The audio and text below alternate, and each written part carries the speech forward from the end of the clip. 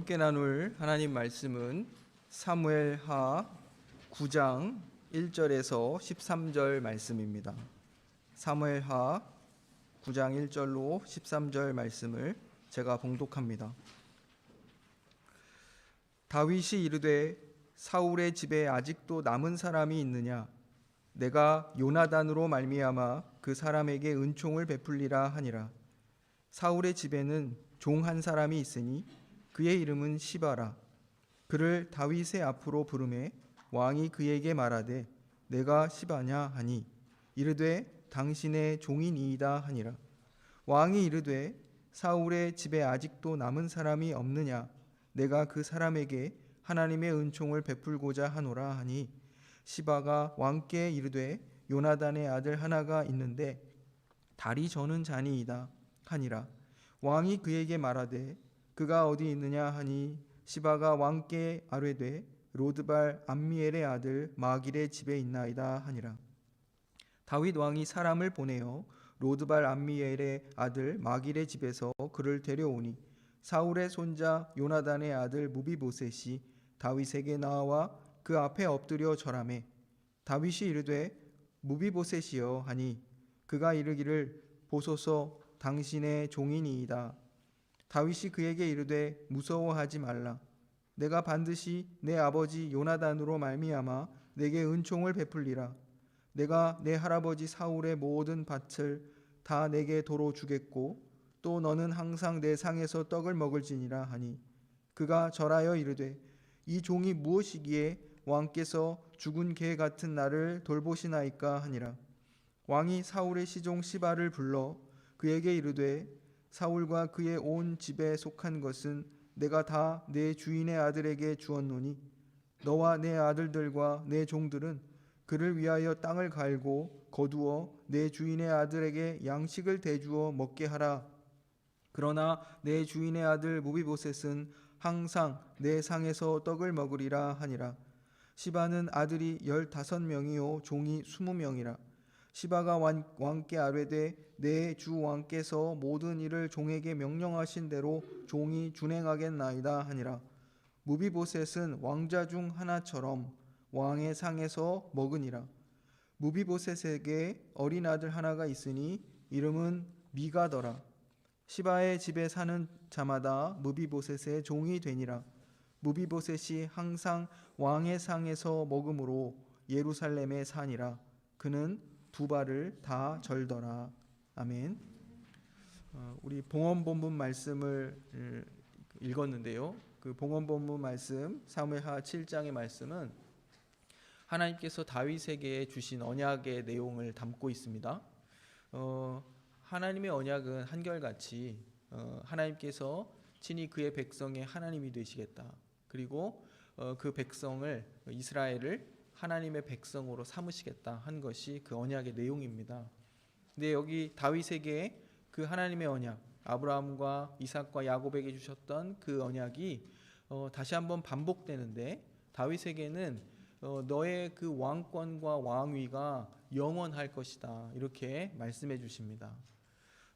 이것이 이제 다윗에게 하나님이 언약을 주신 그 언약의 특징이라 이렇게 말씀을 드릴 수 있습니다. 그 내용을 잠깐 이렇게 다시 되짚어 보면 이런 내용이 있었습니다. 하나님께서 이제는 사사 시대에 이스라엘 백성 가운데 이렇게 혼란과 또 적군으로부터의 대적들로부터의 침략, 이런 괴롭힘 이런 것들이 있었는데 이제는 그러한 시대 같지 않고 너를 모든 원수의 손에서 벗어나 편히 쉬게 하리라 이렇게 말씀하시고 하나님께서 다윗을 위하여 집을 지으시겠다 이렇게 말씀하십니다. 그리고 너는 내 수완이 차서 내 조상들과 함께 누울 때에 이제 너의 자손이 너의 뒤를 이어서 그의 나라를 견고하게 할 것이다. 그리고 그가 나를 위해 내 집을 건축할 것이고 또 나는 그의 나라와 그 왕위를 견고하게 영원히 견고하게 할 것이다. 이런 약속을 주십니다.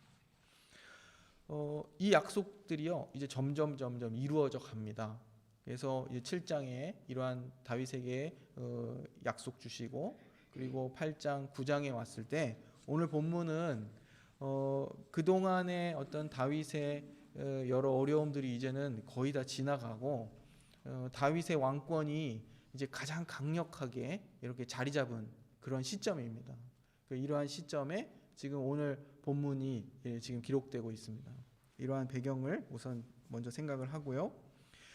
다윗이 이제 온 이스라엘의 왕이 되었습니다. 이것이 중요하다고 말씀을 드렸죠.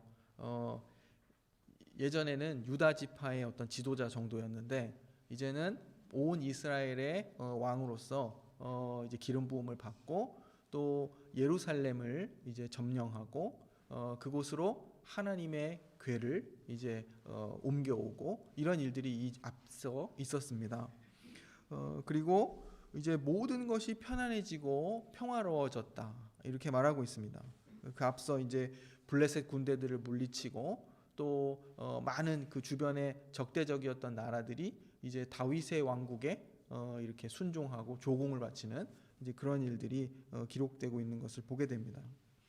다윗은 자신이 이렇게 강력한 왕권을 가지고 화려한 궁전에 이렇게 평안히 사는데 하나님의 궤가 이제 휘장 안에 있는 것이 마음에 걸렸습니다. 그래서 하나님의 성전을 지어야 되겠다 이렇게 마음 먹었습니다.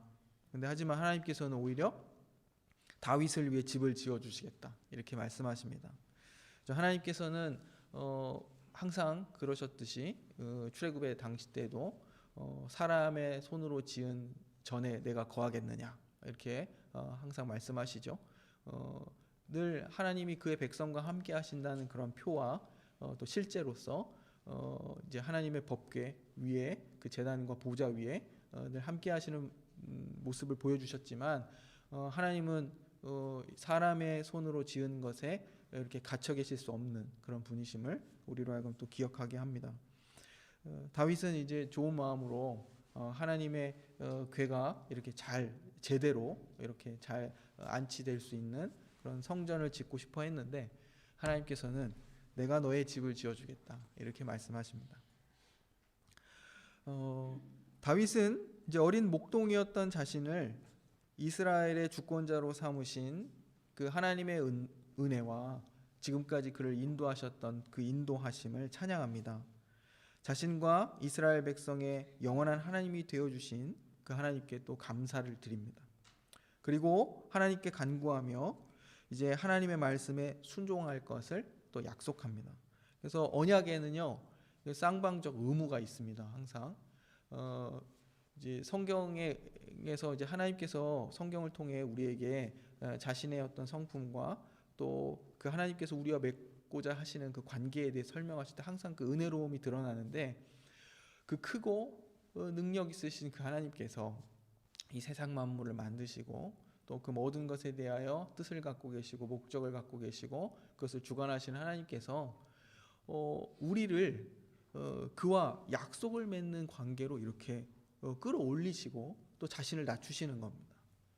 그래서 우리를 대등하게 대해 주시는 거예요.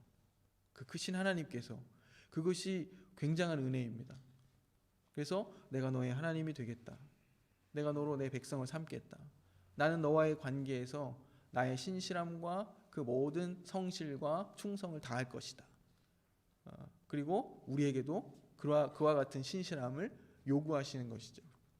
근데 항상 우리 사람의 편에서는 늘 그 관계에 있어서 우리의 신실함을 보이지 못하고 또 하나님을 전적으로 신뢰하지 못하고 그분의 인도를 따르지 못하는 그런 실수들을 저지릅니다.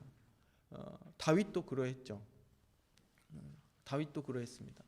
그런데 그럼에도 불구하고 하나님은 하나님 편에서 끝까지 다윗과의 그 관계, 그 언약을 지켜가시는 것을 우리가 보게 됩니다. 오늘 본문 말씀은 앞서 말씀드린 것처럼 이제 하나님께서 다윗이 어디로 가든지 이기도록 하셨다 이런 표현이 있습니다. 그만큼 다윗의 왕권이 이렇게 강력하게 살아있는 그런 시기입니다. 이처럼 하나님께서 다윗에게 강력한 통치력을 허락하셨는데요. 다윗은 그 하나님이 주신 그 힘으로 어떠한 일을 하고 있습니다. 그것이 오늘 본문이 말하고 있는 일입니다. 권력을 쟁취한 사람은 이전의 권력자의 흔적을 지우려고 하는 것이 일반적입니다. 이 세상에서는 그렇죠. 그런데 다윗은 그렇게 하지 않고 사울의 집안의 남은 자에게 은총을 베풀려고 합니다. 그래서 다윗은 사울 집안의 그 종이죠, 시바를 불러서 사울의 집에 살아남은 사람이 있는지를 묻습니다. 사울 왕이 그의 세 아들과 함께 전장에서 죽고, 그리고 많은 사람들이 아마 죽었을 것입니다. 그래서 남은 자가 있느냐, 이렇게 그 집안의 종을 불러 묻습니다. 시바는 요나단의 아들이 하나 있다, 그리고 그는 다리 저는 자다, 이렇게 말합니다. 이러한 설명은 아마도 다윗 왕 앞에서 그 요나단의 아들이 왕께 위협이 되는 존재가 아닙니다, 이것을 말하고 싶었던 것 같아요. 요나단의 아들이 가진 장애를 말함으로써 그가 전혀 다윗의 왕권과 왕위에 위협이 되지 않는 존재라는 것을 이제 말하고 있습니다. 다윗은 사람을 보내서 그 요나단을 이제 왕궁으로 데려옵니다. 다윗이 보낸 사람들이 이제 요나단의 아들 무비보셋을 이제 데리고 왔습니다. 왕의 명령으로 이제 다윗 앞에 온 이 무비보셋은 굉장히 두려웠을 것입니다. 아무래도 생명의 위협을 느꼈겠죠. 사울 왕의 손자이자 이렇게 요나단의 아들, 사울 집안의 이제 마지막 남은 이런 뭐라 그러죠, 직계 자손이었던 자신이 이 다윗이 자신을 제거하려 할 수도 있다, 이렇게 생각했을지 모릅니다. 그래서 다윗 왕에게 말합니다. 보소서, 당신의 종이니이다, 이렇게 말합니다. 이것을 통해 무비보셋도 자신이 다윗에게 내가 충성을 다한다, 이렇게 말하고 있는 것입니다. 다윗은 이제 무비보셋이 두려움을 느끼고 있다는 것을 알고 그를 이제 안심시킵니다. 다윗은 자신이 요나단과 맺은 그 약속 때문에 무비보셋에게 은총을 베풀려 한다는 사실을 말해줍니다. 사무엘상 20장을 보면 이제 다윗은 사울 왕으로부터 생명의 위협을 여러 차례 느꼈습니다. 실제로 여러 번 죽을 고비를 넘겼죠. 사울을 피해 도망하려는 다윗과 이제 사울의 아들이었던 요나단 사이에 맺은 그 약속, 언약이 기록되어 있는데요. 요나단은 하나님께서 다윗을 왕으로 선택하신 사실을 알고 인정했습니다. 자기 아버지가 현재 왕임에도 불구하고 하나님께서 다윗을 선택하셨다는 사실을 요나단은 알고 있었다는 것이죠. 그리고 그것을 인정했습니다. 그리고 아버지 사울의 그 살해 위협으로부터 다윗이 피신할 수 있도록 돕습니다. 그리고 다윗을 진심으로 사랑했던 요나단은 이제 하나님 앞에서 다윗과 약속을 맺습니다. 이제 요나단이 다윗과 언약을 맺음으로써 하나님께서 다윗과 맺으신 언약 안에 이제 참여하게 되는 것입니다. 그러니까 하나님이 그의 언약의 그 뜻을 다윗을 통해 이루어 가신다는 사실을 알잖아요. 요나단은 다윗과 약속을 맺음으로써, 그리고 하나님의 일을 이루는데 자기도 동참함으로써 그 하나님의 언약 가운데 들어가는 것입니다. 아버지 사울과 달리 요나단은 다윗을 통해 이루시는 그 하나님의 나라에 참여하고자 했고, 또 하나님께서 다윗과 맺으신 언약에 속하려고 했다, 이것입니다. 그로 인해서 다윗이 이제 언약적 책임과 의무를 갖게 된 것입니다. 그래서 이 요나단과의 약속, 그가 하나님 안에 있고 그 하나님의 나라와 그 뜻을 이루어가는 일에 함께한다, 그 언약 안에 있는 자들에 대한 책임, 그것을 이행하기 위해서 무비보셋을 찾고 그와 그의 자손들, 그 집안을 보호하고 지켜내려는 그들의 모든 명예와 어떤 신분을 회복시켜주는 그런 일을 하고 있다, 이것입니다. 예전에 한번 그런 말씀을 이제 드린 적이 있어요. 아브라함의 조카 롯 있죠. 롯이 이제 아브라함과 이렇게 뭐라 그러죠? 이렇게 헤어져서 서로 각자의 살 곳을 이렇게 정했죠. 그리고 롯이 가나안의 이 이 전쟁에 휘말려 들어서 포로로 잡혀간 적이 있었습니다. 그때 아브라함이 그 롯을 구하러 간 것은 그냥 조카를 살리러 간 그런 차원이 아니라 하나님의 언약 안에 있는 언약 공동체를 지켜내고 그에 대한 책임을 다하는 그런 일을 한 것이다. 이런 말씀을 드린 적이 있습니다. 그것과 같이 생각할 수 있었으면 좋겠습니다. 요나단은 자신이 다윗의 편에 서서 하나님께서 다윗을 통해 이루시는 일을 도울 것이라 이렇게 약속합니다. 또한 요나단은 다윗에게 자기가 사는 날 동안 여호와의 인자하심을 베풀어 요나단 자신의 생명을 지켜줄 것과 또 여호와 하나님께서 다윗에게 그 언약을 이루셔서 그의 대적들을 다 없애시고 평안을 얻게 하셨을 때에 요나단의 집안에 영원히 은총을 베풀어 달라 이렇게 요구합니다. 이것이 다윗과 요나단 사이에 맺은 약속이요 언약이었습니다. 다윗과 요나단이 맺은 언약에 하나님께서 약속의 중보자이시자 증인이 되십니다. 요나단은 여호와 하나님께서 다윗을 통해 자신의 언약을 지켜가신다는 사실을 알고 있었습니다. 그래서 요나단은 이제 다윗의 편에 서기로 한 것이겠죠. 또한 그가 다윗의 편에 설 수 있었던 동기는 또 다윗을 진심으로 사랑했기 때문입니다. 요나단에게는 하나님을 사랑하는 마음과 그리고 하나님의 사람 다윗에 대한 사랑이 있습니다. 우리가 언약 공동체다 이렇게 말을 했을 때 그 언약 안에 있는 자들에 대한 서로의 책임을 지는 것 이렇게 얘기해서 의무가 굉장히 강조되는 듯 보이는데요. 사실은 사랑에 기반한 그런 약속의 공동체입니다. 그냥 하나님께서는 너 이런 서로 간의 계약 관계가 성립됐으니 네 의무와 책임을 다해라 이렇게 말씀하시는 것이 아니라 그 안에 사랑을 두신다는 것이죠. 사랑을 두신다. 그래서 우리 교회 공동체가 그리스도 안에 있을 때 그냥 우리 서로에 대한 책임을 다하고 그 서로를 섬기는 일을 하는데 그 안에 사랑이 항상 이렇게 전제되고 또 하나님께서 그 사랑을 부어 주셔야 한다는 사실을 우리가 기억해야 됩니다. 다윗은 이제 그 사울 집안의 종이라고 불렸던 그 시바를 불러서 사울과 그의 집안에 속한 모든 것을 이제 내가 무비보셋에게 다시 돌려주겠다 이렇게 말합니다. 그리고 그 시바의 아들들이 무비보셋과 그의 아들들을 섬기라고 명령합니다. 다윗은 하나님이 허락하신 강력한 통치권과 또 지금 그가 누리고 있는 이 평화의 시대 그리고 이 평안 이것을 가지고 하나님 앞에서 요나단과 맺은 그 언약을 이행하고 있습니다. 무비보셋은 이 다윗이 베푼 은총에 따라서 왕의 상에서 함께 먹는 그런 은혜를 누리게 됩니다. 오늘 본문 말씀은 무비보셋이 왕의 식탁에서 먹는다는 사실을 3번이나 강조합니다. 다윗이 무비보셋을 자기 식탁에 함께하도록 한 것은 이제 식탁에 함께한다는 것은 가족의 일원이 되었다는 뜻이고 그것을 굉장히 강조하는 겁니다. 그리고 이 다윗과 무비보셋이 이제 하나님의 언약 안에 함께 있는 언약의 공동체다라는 사실을 보여주고 있는 것입니다.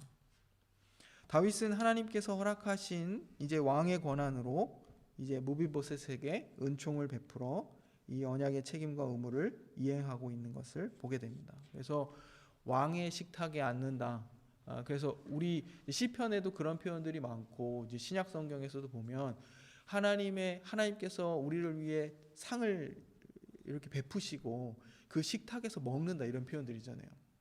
이것이 언약적인 표현인 거예요. 네. 그래서 그냥 음식을 나눈다 이게 아니라 우리가 하나님의 가족이며 그리고 하나님께서 우리를 책임지시며 우리는 이렇듯 왕의 식탁에서 먹는 자들이 되었다 이런 것을 뜻한다 이것입니다. 여기서 이제 한 가지 좀 살펴볼 것은요. 이제 신학자들 가운데 성경 주석을 하는 구약 신학자들이겠죠. 이분들 학자분들이 이제 해석을 할 때 이제 다윗에 대해 양쪽인 면들을 다 봐요. 그러니까 다윗의 인간적인 면과 그리고 다윗이 하나님의 뜻을 이루는 면. 그런데 이것이 이렇게 나름 일치됐다가도 분리됐다가 이렇게 보여지는데, 예를 들면 다윗이 무비보셋을 이렇게 자기 식탁에서 먹게 하는 것은 굉장히 정치적으로 바라보는 것이죠. 왜냐하면 나중에 후환이 될 수 있는, 또 혹은 자기에게 위협이 될 수 있는 사람을 그냥 자기 식탁에 데려다 놓고 계속 같이 있는 거죠. 이만큼 확실한 감금이 없는 거죠. 뭐 이렇게 보는 사람도 있거든요. 근데 다윗의 마음 가운데 그런 마음이 전혀 없었을 것이다, 이렇게 얘기할 거는 우리가 추측할 수 없는 그런 부분이죠. 상상할 수 없는 부분인데, 그런데 중요하게 우리가 살펴봐야 될 것은 다윗은 그의 마음의 중심에 그 진심이 어떠했는지와 상관없이 이 언약의 의무를 다 행하고 있다는 겁니다. 무비보셋을 괴롭히려는 목적은 없었던 것 같아요. 아무리 봐도. 왠지 이후에 다윗이 이제 실수가 계속 거듭되고 다윗의 왕권이 강력해질수록 그 왕권이 부패하는 것을 또 보게 되거든요.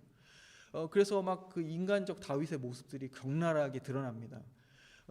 여기서 이제 한 가지 살펴보려고 하는 것은 하나님의 뜻을 잘 알고, 그리고 하나님께서 우리에게 주신 자유가 있습니다. 그 자유를 하나님의 옳은 뜻을 선택하는 것에 사용하는 것, 그것이 필요한데요. 자유는 책임질 권리를 뜻한대요. 그러니까 자유는 내 마음대로 하는 것이 아니라 하나님 안에서 우리에게 주어진 자유는 책임질 권리. 근데 그것을 가지고 하나님께서 옳다 여기시는 것을 선택하는 것이죠. 그런데 여기서 문제가 있어요. 우리가 그 옳은 것을 선택할 만한 실력들이 없다는 겁니다. 그래서 좌충우돌하는 것이죠. 갈등하기도 하고 고민하기도 하고 후회하기도 하고 좌절하기도 하고, 이러한 경험들을 신앙생활하며 우리의 삶 속에서 계속 경험하는 겁니다. 그런데 그 경험이 그냥 후회로 끝나는, 그냥 잘못으로 끝나는 그런 방식이 아니라, 그 경험들을 통해 하나님은 우리를 훈련시키시고 또 다른 선택과 또 우리가 그 자유의 권한들을 발휘하게 될 때 하나님의 뜻하신 바들을 선택하도록 그렇게 해 나가신다는 것이죠. 그러니까 결국 우리는 이렇게 성장의 과정 가운데 있는 겁니다.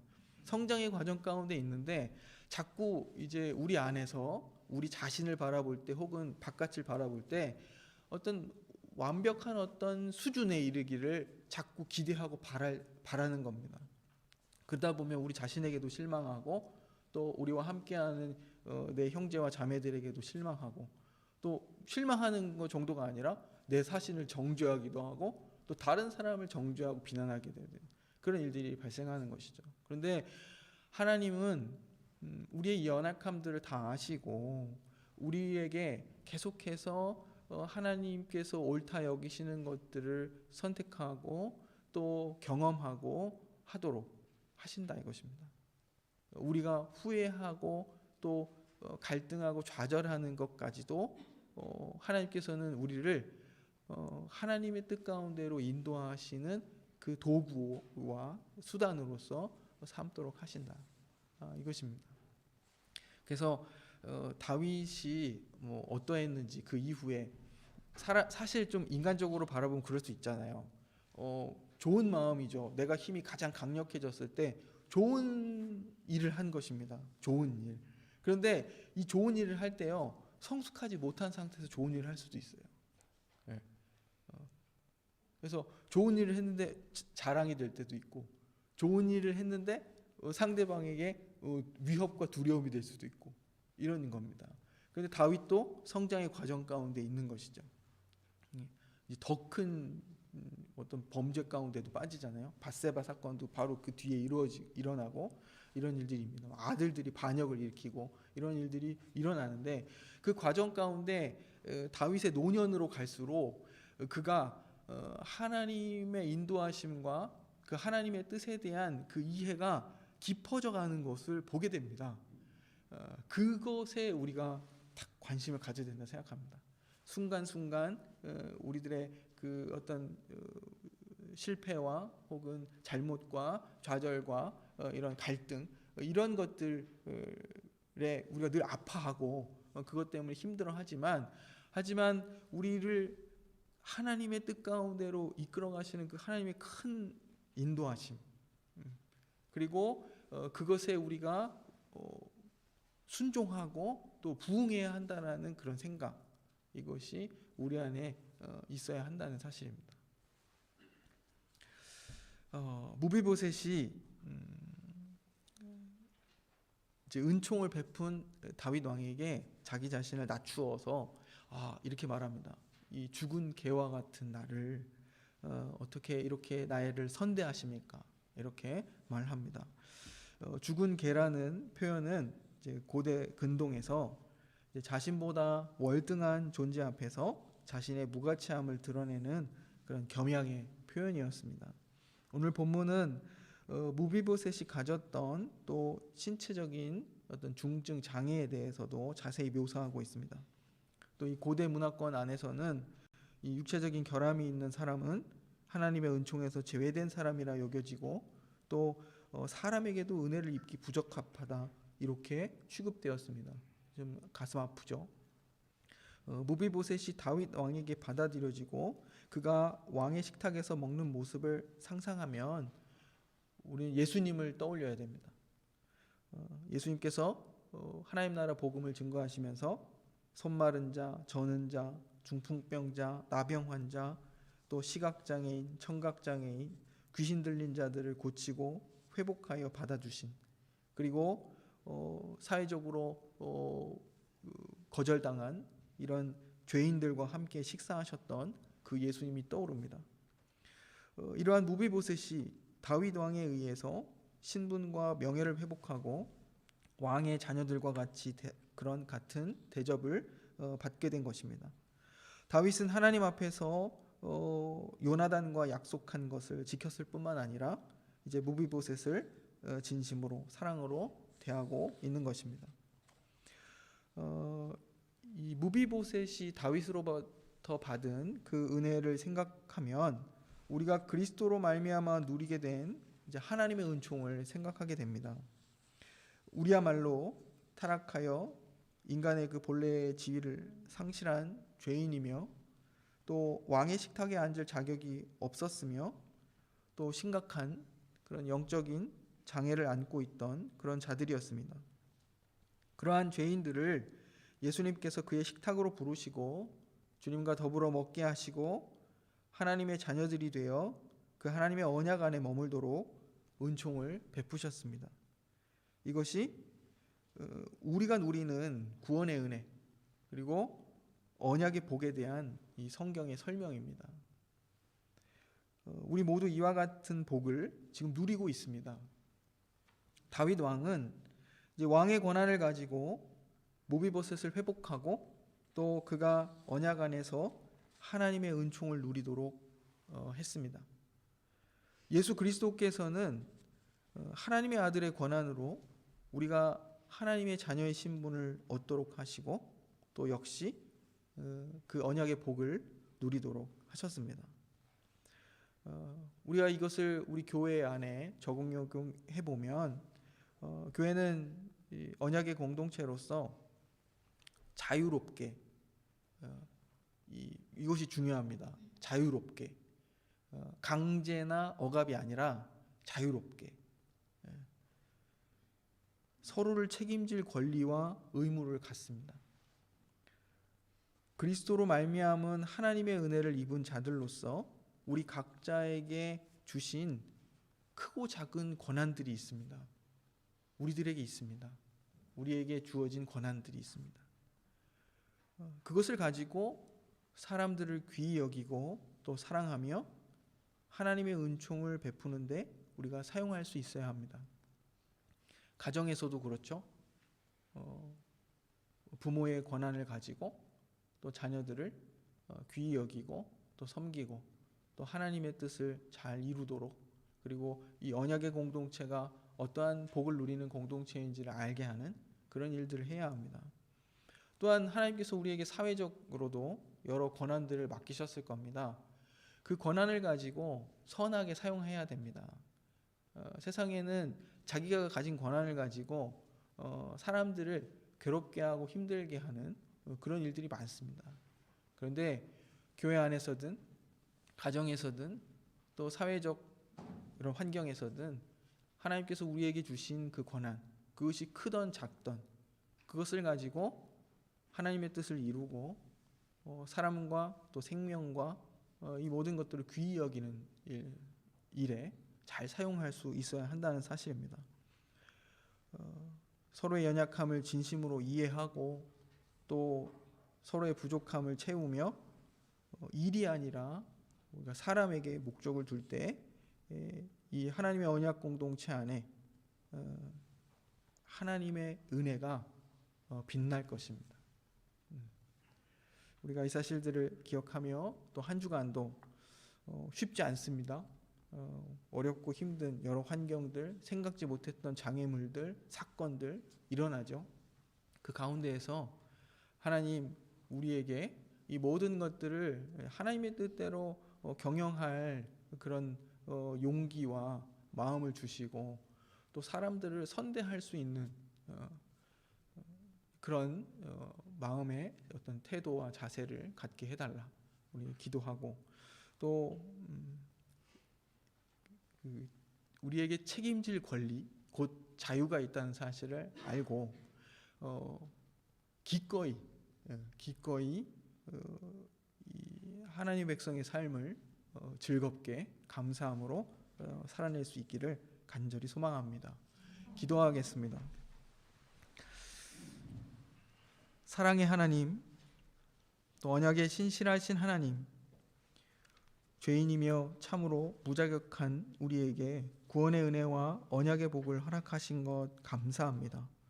이제 우리에게 주신 크고 작은 권한들을 가지고 하나님의 은총을 베푸는 삶을 살도록 도와주옵소서. 예수님의 이름으로 기도드립니다. 아멘.